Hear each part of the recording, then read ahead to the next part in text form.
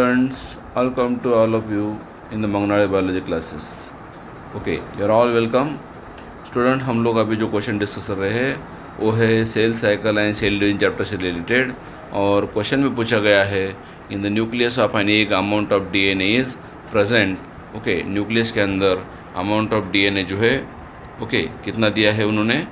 Nucleus के अंदर amount of DNA दिया है 10 पिकोग्राम। तो हम इसका अभी सॉल्यूशन निकाल रहे हैं, आंसर निकाल रहे हैं। क्या दिया उन्होंने, आपको पता है इन जनरल मेयोसिस में क्या होता है। इन जनरल मेयोसिस में क्या होता है, एक डिप्लॉइड सेल होती है जिसको हम मियोसाइट बोलते हैं। मियोसाइट बोलते हैं, जो कि 2n है और 2n है। तो यहाँ पे क्या होगा देखें यहाँ पर, फिर बाद में क्या होता है मियोसिस 1 के अंदर, मियोसिस 1 के अंदर क्या होता है, क्रोमोसोम का सेपरेशन हो जाता है। दैट मीन्स 2 सेल जो है एक दूसरे से अलग हो जाते हैं और इन दोनों का जो क्रोमोसोम है 2n से क्या बन जाता है, n बन जाता है ना। तो ये 2n था और यहाँ पे सिचुएशन क्या आ गई, n एंड n आ गई। और फिर होता है मियोसिस 2, और मियोसिस 2 में और क्या होता है, ये जो n है उससे और n बन जाता है, उसको हम बोलते हैं मियोसिस 2 बोलते हैं।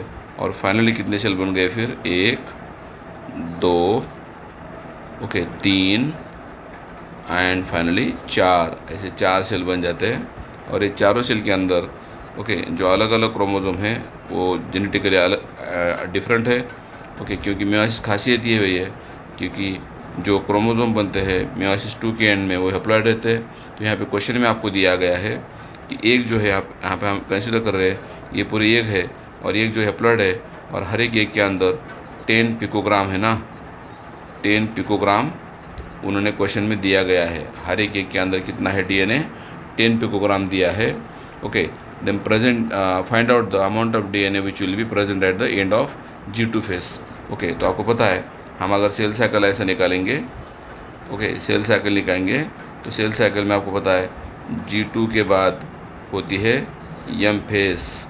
ये कौन सी फेस है, G2 फेस। इसके पहले कौन सी थी, ये S फेस। ये कौन सी थी, G1 फेस। और ये कौन सी फेस है, M फेस। और M फेस में आपको पता है M फेस में 2 होते हैं, M1 एंड M2, मतलब मियोसिस 1 एंड मियोसिस 2 होता है।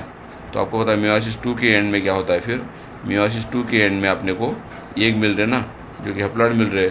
और यहाँ पे कितना था, एक के अंदर वैल्यूम 10 पिकोग्राम था, तो ये 4 एक मिलने वाले हैं।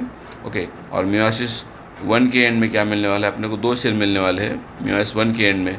तो यहाँ पे n की वैल्यू कितनी थी फिर, यहाँ पे जो n है दैट इज़ 20 पिकोग्राम था ना। कितना था, 10, मतलब ये यहाँ पे कितना था, 20 पिकोग्राम था। और यहाँ पे भी 20 पिकोग्राम था। कौन, डीएनए, कहाँ पे, मियोसिस एंड के 1 के एंड में। और इसके पहले होता है फिर G2 फेस। मियोसिस 1 के एंड में क्या होता है, मियोसिस 1 के एंड में ये होता है, मियोसिस 2 के एंड में ये होता है। और G2 फेस में क्या होता है, दैट इज़ 40 पिकोग्राम होता है ना।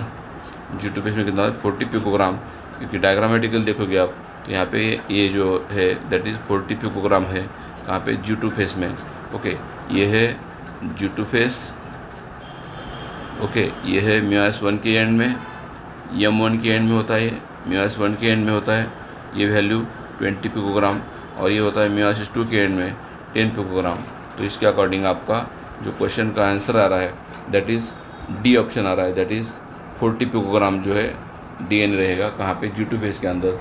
तभी जाके मियोसिस 1 ख़त्म होने के बाद मियोसिस 2 होगा, और मियोसिस 2 के बाद एक बनेगा और एक के अंदर 10 पिकोग्राम डीएनए होगा। Thank you for watching video.